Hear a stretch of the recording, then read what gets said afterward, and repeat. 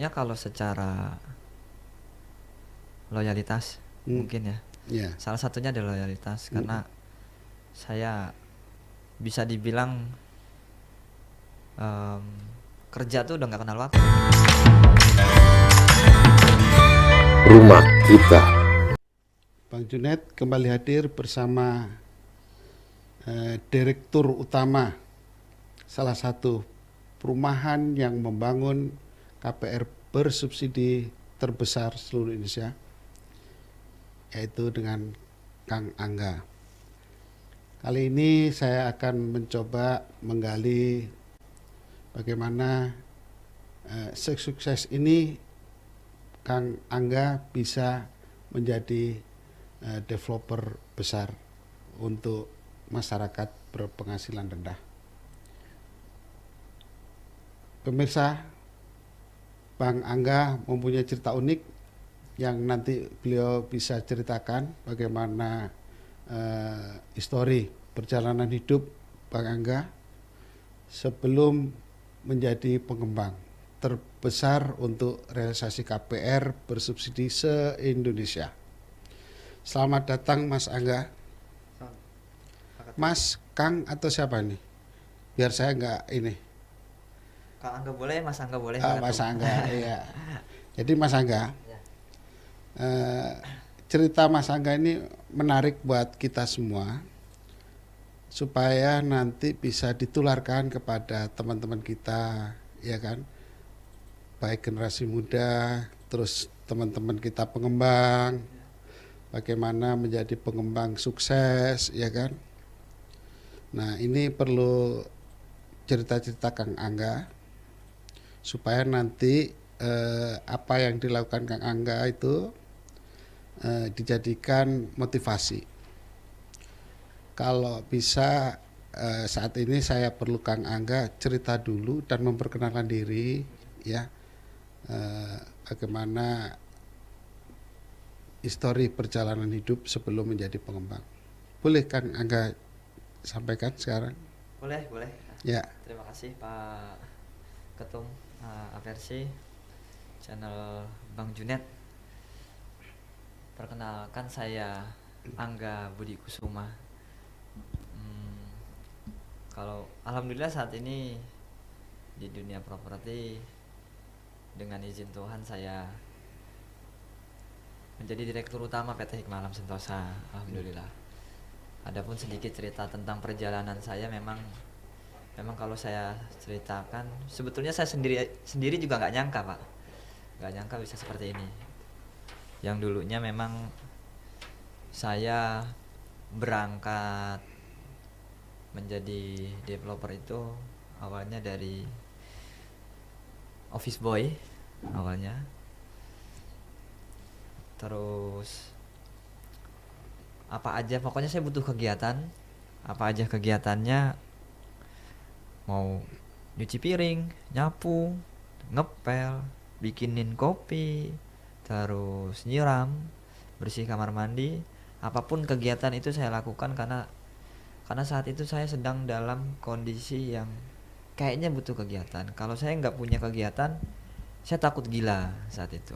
Dalam keadaan yang betul-betul depresi, ada masalah yang menurut saya besar dan saya kapok, nggak mau lagi. Cuma jalan Tuhan berbeda kepada saya, pelan-pelan. Tadinya disuruh bikin kopi, lama-lama saya naik disuruh motokopi. Ya.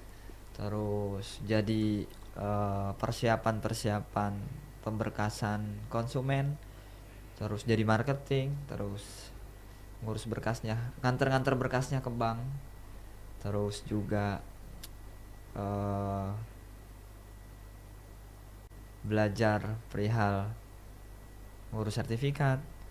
Lama-lama ternyata itu jalan dari Tuhan berbeda, dan alhamdulillah lewat kepercayaan yang diberikan oleh Tuhan kepada pemilik perumahan, Pak Wawan, Pak Herman, itu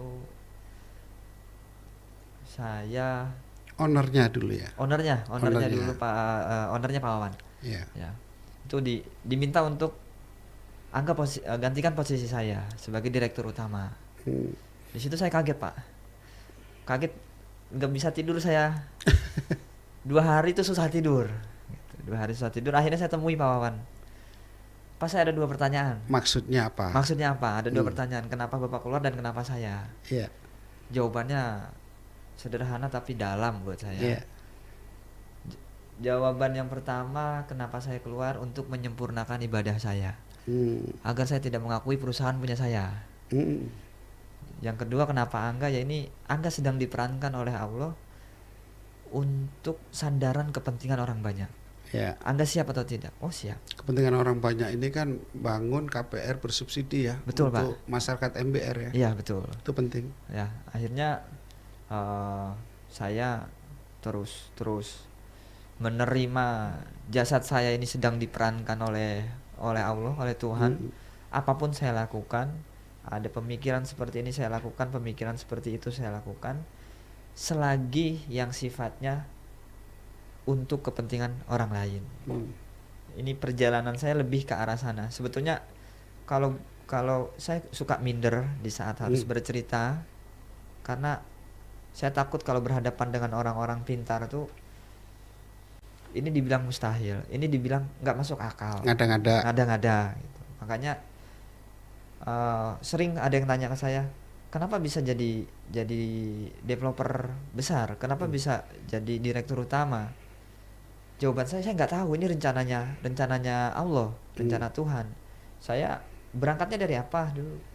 Saya berangkat ke sana, ke Pesona Kahuripan itu dari office boy, bantu-bantu apa saja. Saya butuh kegiatan, tapi nggak taunya malah ada ide begini, penjualan naik begitu. Saya jadi marketing, itu dobrakan penjualan itu luar biasa yang saya rasakan, sehingga selama 6 tahun berturut-turut saya masuk Pesona Kahuripan itu tahun 2017 Pak.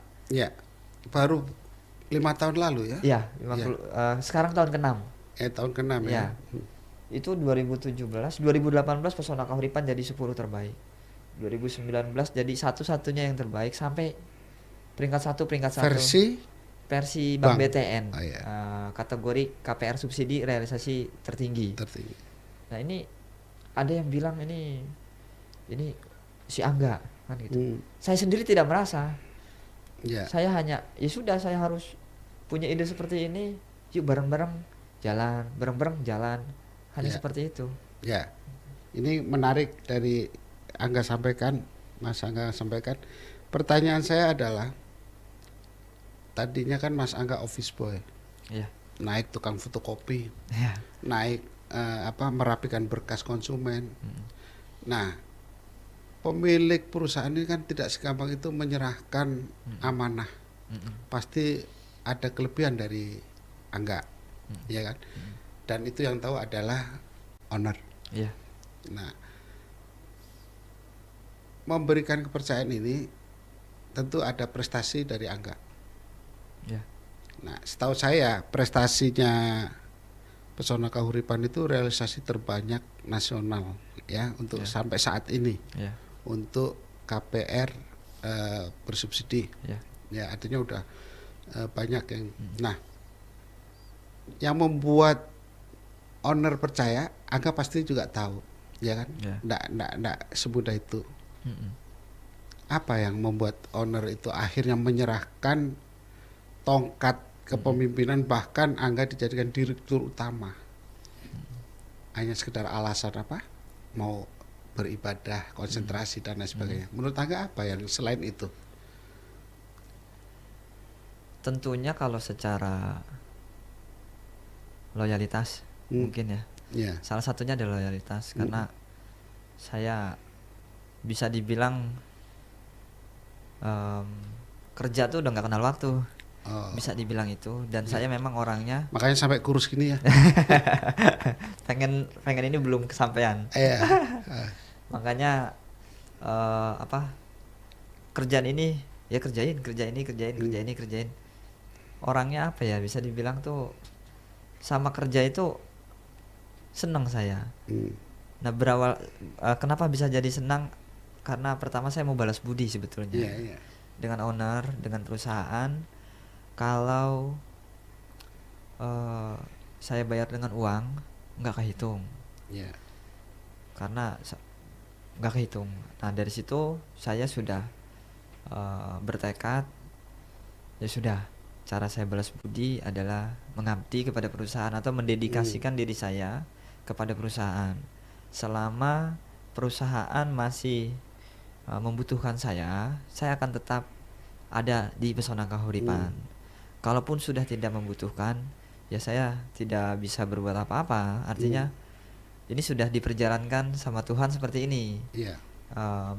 Kalau menjawab pertanyaan Pak Ketum tadi, kayaknya salah satunya mungkin loyalitas. Memang ada pertimbangan-pertimbangan lain perihal penjualan.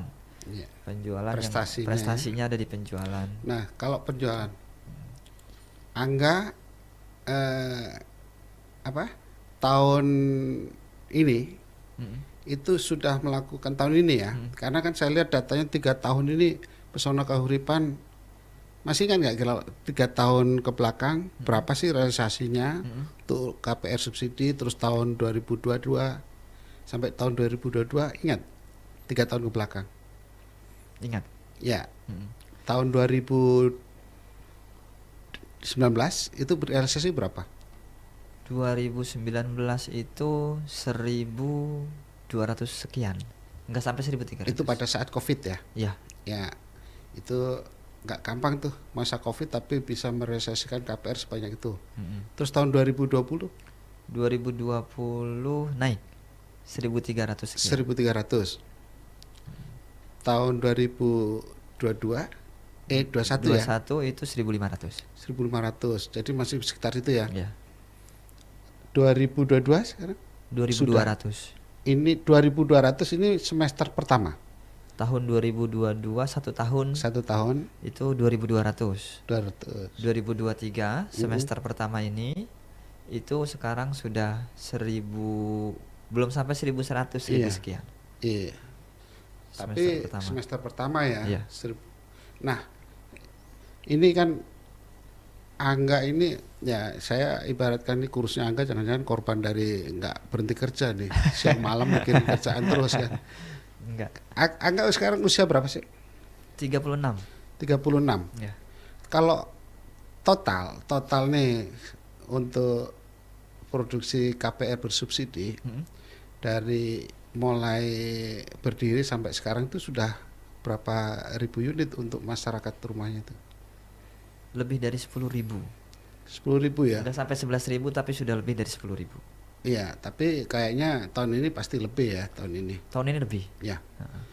Nah, ini Angga harus bisa juga membantu teman-teman developer kita itu juga masih tertatih-tatih, ya kan? Tertatih-tatih artinya ada yang menengah gerakannya, ada yang cepat seperti Angga.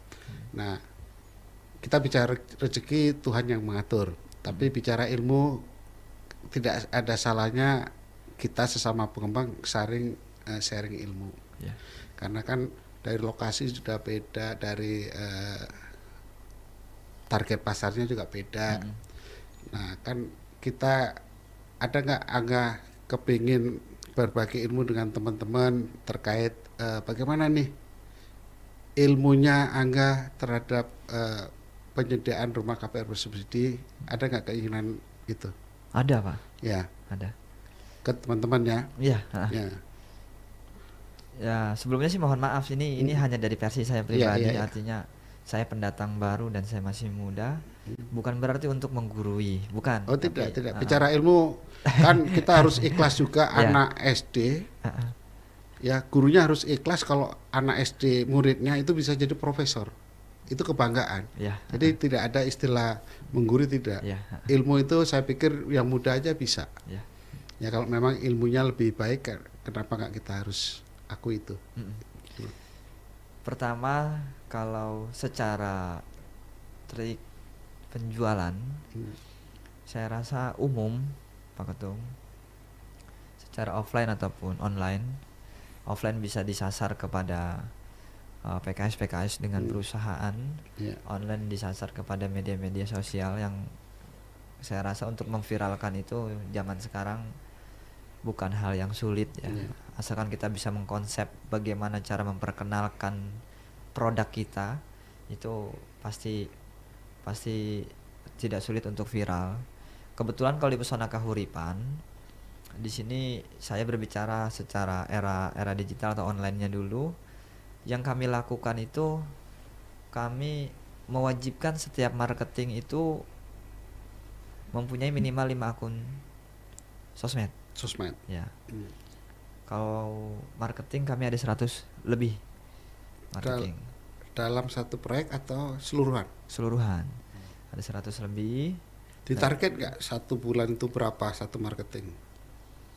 3 bulan 1.000 3 bulan satu semua marketing. Oh, 3 bulan 1.000. Artinya targetnya itu tidak ke individu marketing. Mm-mm. Targetnya itu menyesuaikan rencana developer. Mm-mm.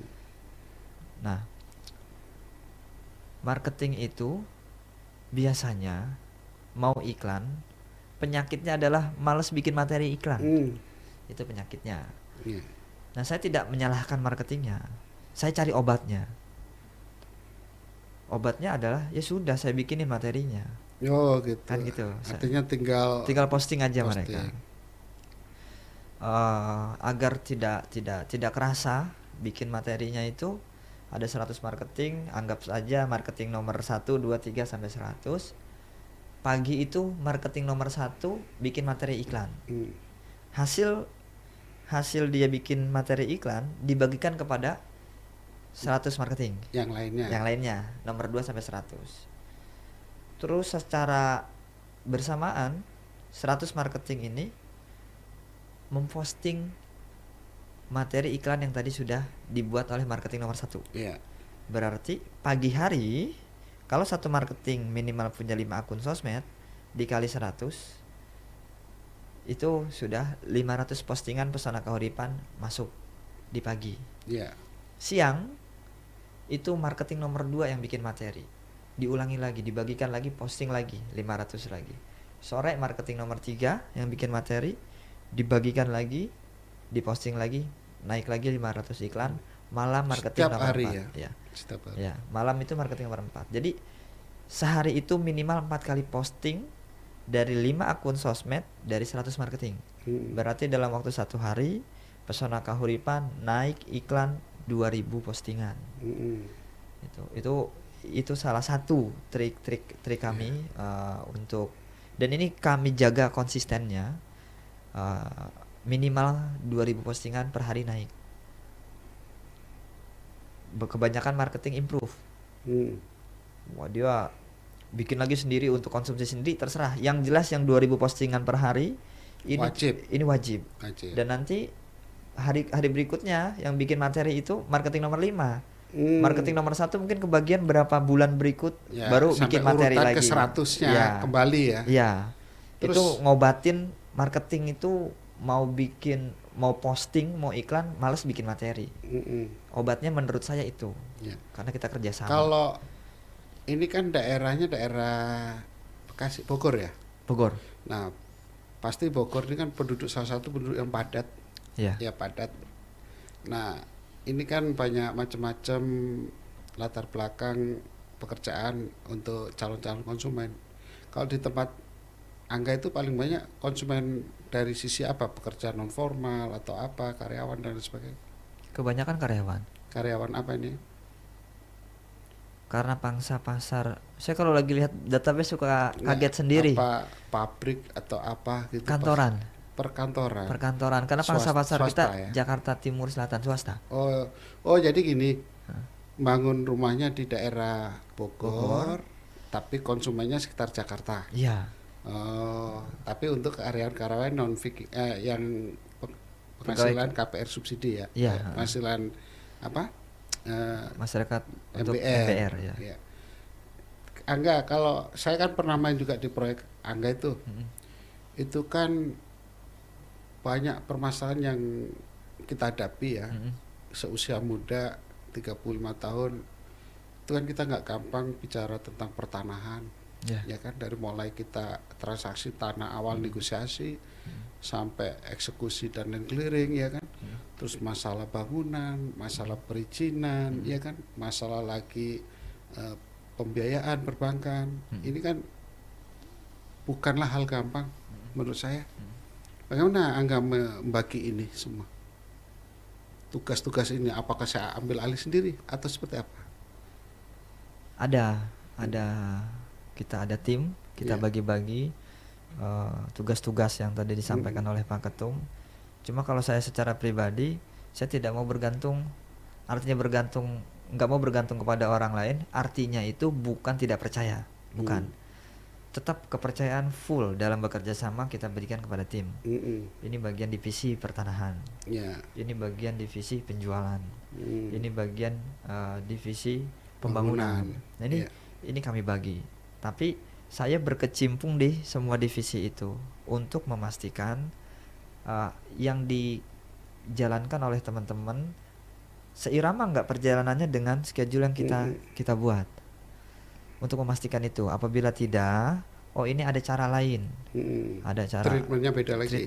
treatmentnya beda lagi. Yang jelas pantauan itu memang penting, terutamanya untuk perjalanan kita, menyelaraskan perjalanan kita dengan schedule yang sudah kita buat. Dan terus kadang-kadang kepekaan, perhatian kepada suatu pekerjaan itu si A si B ini suka ada kurang. Tapi kalau kita selalu ada di sana, kekurangan orang itu bisa kita lengkapi. Saling mensupport ya. Saling mensupport. Iya. Nah, ini yang membuat akhirnya ya Pesona Kahuripan itu punya banyak karyawan dan Iya. sistemnya itu kekeluargaan.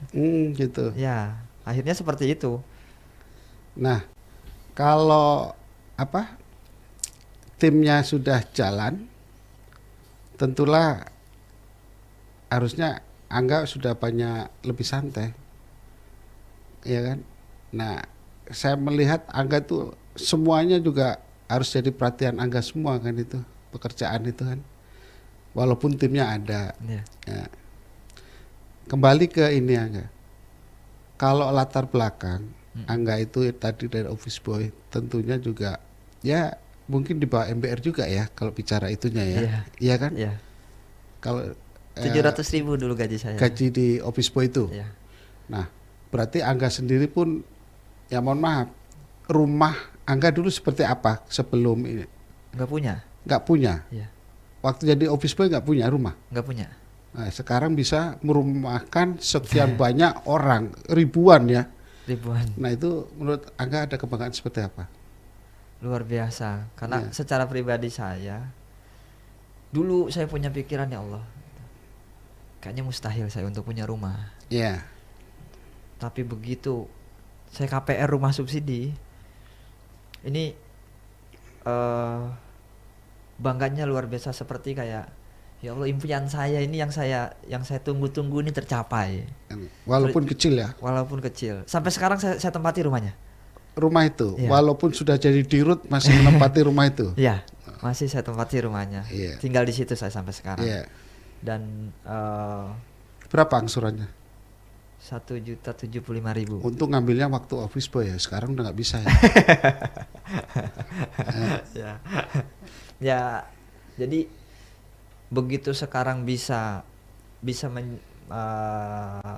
berperan untuk mewujudkan impian MBR punya rumah, itu kebanggaan yang luar biasa, sehingga saya ya jadi menikmati aja kerjaan ini. Jadi teman-teman MBR itu gak usah cerita tentang MBR ke Angga ya. Ya. Artinya Angga sendiri merasakan, ya Ya. kan, bagaimana kita ngontrak atau nggak punya sama sekali ngontrak rumah, Nggak punya sama sekali, Tapi ngontrak ya? disuruh nempatin rumah saudara. nempatin rumah saudara, Iya. akhirnya punya rumah walaupun tipe kecil ya. Iya, tipe 30. Nah itu kan artinya Angga itu sudah tahu perasaan MBR itu, sudah tahu. Ya. Itu kan efeknya apa? Pasti Angga juga nggak mau bangun rumah itu asal-asal, ya kan? Ya. Ya kan, bangun rumah artinya MBR yang penghasilan pas-pasan, baru nempati besok sudah renovasi. Artinya kita sepakat tetap memberikan terbaik, yaitu rumah layak huni kan, betul ya? Rek? Betul. Nah, saya bertanya, Angga kan perasaan MBR itu sudah tahu, Ya. ya kan. Nah, bagaimana kalau MBR yang pendapatannya itu non fixed income? Tadi kan konsumennya banyak yang fixed income. Nah, kayak pedagang-pedagang ini gimana? Ada cara-cara tersendiri, pedagang kecil dan apa? Pedagang keliling itu kan juga butuh rumah. Ya. Banyak tidak tempat tangga? Banyak. Banyak. Sukses juga KPR-nya. Sukses. Sukses ya. Ya. Oh, ya itu yang kita harus perhatian di situ karena masyarakat kita tuh banyak di situ. Ya. Ya. Mungkin artinya begini. Baik yang punya penghasilan fixed income ataupun non fixed income, untuk memiliki rumah tuh zaman sekarang itu nggak susah kok. Iya. Nggak susah. Begitu kita cari di internet rumah subsidi itu banyak sekali rumah subsidi. Tinggal menyesuaikan jarak tempuh. Tinggal menyesuaikan jarak tempuh dan mempunyai keinginan untuk punya. Sehingga kalau kita sudah punya keinginan untuk punya, kita akan datang. Iya. Begitu datang nggak mungkin nggak dilayani oleh tim marketing di sana, tim Iya. sales di sana. Begitu tahu persyaratannya hanya data diri, data pekerjaan atau data usaha, ini semakin kebuka peluang kita untuk punya rumah. Dan saya yakin akhirnya akan punya. Iya. Kebanyakan orang kan cuma di mulut, cuma di pikiran pengen punya rumah, terus besoknya udah berubah pikiran, susah, sehingga nggak pernah terwujud. Tapi kalau mempunyai keinginan selanjutnya, tanya-tanya, saya yakin tercapai. Nggak susah. Data usaha gampang kok. Iya. Ada surat keterangan usaha dari kelurahan. Perizinan untuk MBR itu ya. Iya. Bikin ke kelurahan surat keterangan usaha. Ke kelurahan pasti bantu kok. Iya. Karena ini untuk perumahan subsidi. Terus laporan keuangan usaha selalu diterima kok, hanya laporan tulisan tangan juga sama bank tuh di ACC kok. Iya. Terus foto tempat usaha, foto sedang usaha, itu pun diterima sama bank. Jadi nggak usah minder ya. Sekarang kalau saya bilang gampang untuk punya rumah itu gampang, ayo sama-sama kita buktiin. Iya. Ternyata nggak susah ya. Nggak susah. Ya, berarti program ini kan harus lebih cepat berjalan ya. Iya. Ya. Kalau tahun ini rencananya mau bangun atau merealisasikan rumah KPR bersubsidi berapa unit? Insya Allah 6.000 unit. 6.000 sampai di akhir tahun ini. Sampai Desember 2023. Desember 2023 6.000 unit. Ya. Dan 6.000 unit itu kan jumlah yang besar, Angga. Ya. Saya kok pesimis bisa 6.000 unit terkait pencarian konsumen. Ya kan? Ndaklah gampang. Ya. Nah, saya tolong trik mencari konsumen yang lebih jitu lagi supaya denger nih teman-teman kita. Ya kan? Teman-teman pengembang kita. Tadi udah salah satunya membikin marketing tuh pakai apa tadi? Sosial media. Sosial media. Mungkin kan nyangkutnya juga nggak gampang. Ya. Pastilah ada institusi tertentu beli sekian rumah atau apa, gimana? Saya sedang merencanakan sebuah terobosan penjualan yang nantinya ini akan saya buka untuk umum apabila ini berhasil, terutama untuk asosiasi, untuk APRC. Terobosan penjualan itu secara gambarannya ini nanti acaranya itu di tanggal 27 Agustus tahun ini. Gambarannya itu gini. Saya akan menggandeng atau melibatkan asosiasi, bank, kementerian, Tapera itu untuk mendukung acara ini. Peserta yang hadirnya itu adalah perusahaan-perusahaan yang terlibat PKS dengan kami atau PKS dengan bank, termasuk BPJS ketenaga kerjaan nantinya. Nah, ini target peserta yang hadir di acara nanti itu minimal 1.000. Minimal 1.000. Dan itu closing. Harapannya closing. Iya. Nah, bagaimana peserta ini harus hadir? Itu tentunya buat acara ini menarik. Apa sih yang menjadi daya tarik saya untuk hadir ke acara itu? Sebenarnya dengan mengundang ribuan orang, saya yakin Angga tujuannya juga melihatkan produk kan. Betul, Pak. Iya kan? Iya. produk dilihatkan terus bisa closing di situ, Iya. itu juga nggak gampang. Iya. Nah, itu kan berarti calon konsumen yang pasti. Iya. Ya, gimana itu melihatnya pastinya nanti? Jadi gini, gol pertama saya, Ya. mereka datang dulu. Hmm, Gol pertama saya. hmm, Untuk membuat mereka datang, ini kita bikin daya tarik, entah ngundang artis, entah Oh. menteri, yang penting dia datang. Terus cara dia datang bagaimana? Saya manjakan. ya. Saya sediakan bis. Saya jemput nanti pakai bis. Tapi ini pasti closing ya, Pasti closing. pasti ya. Pasti closing. Iya, nggak mungkin dibawain bis kalau nggak closing kan? Pasti closing. Pasti. Saya optimis di situ. Nah, Ya. nanti ada gimmick Hmm, di acara. Saya undang artis. ya. Ada gimmick undian, diskon DP, diskon booking. Ini ada gimmick, ada. Ada kemungkinan bebas biaya juga. Ya, kemungkinan. gimmick itu khusus di hari itu. Oh, Khusus gitu. di hari itu. Sehingga dari peserta yang ada ini saya optimis mereka akan closing. Karena sebelumnya saya akan ada pra event sebetulnya. Nah, pertanyaan saya, ini kan semester kedua Ya, dan sudah menginjak ke Agustus. ya, Targetnya kan 6.000 rumah sampai Desember. ya. Bisa ngejar itu? Insya Allah. Insya Allah ya. Insya Allah. Hebat sekali ini. Ya, Insya Allah. artinya di lapangan ini kan nggak gampang yang menyelesaikan itu. Ha-ha. Berarti percepatan pembangunan juga harus ya, Harus. Harus. Percepatan pembangunan dan kita, tetap menjaga kualitas ya. itu nomor satu. Nomor satu, karena memang MBR harus juga jangan dianggap sebelah mata. MBR inilah doa-doanya lebih makbul ya, karena Ya. orang betul-betul orang yang susah untuk kehidupan sehari-hari aja, kerja untuk makan sehari Ya. dan nabung untuk rumah, ya Ya. kan? Nah, ini yang kita harapkan nanti. Ada terakhir, Mas Angga, treatment-treatment apa yang bisa membuat teman-teman ikutan cara-cara Mas Angga ini, ya? Atau Mas Angga menawarkan apa kepada teman-teman pengembang nih? Saya lihat kan dari perusahaan Anda itu kan terbuka untuk teman-teman belajar.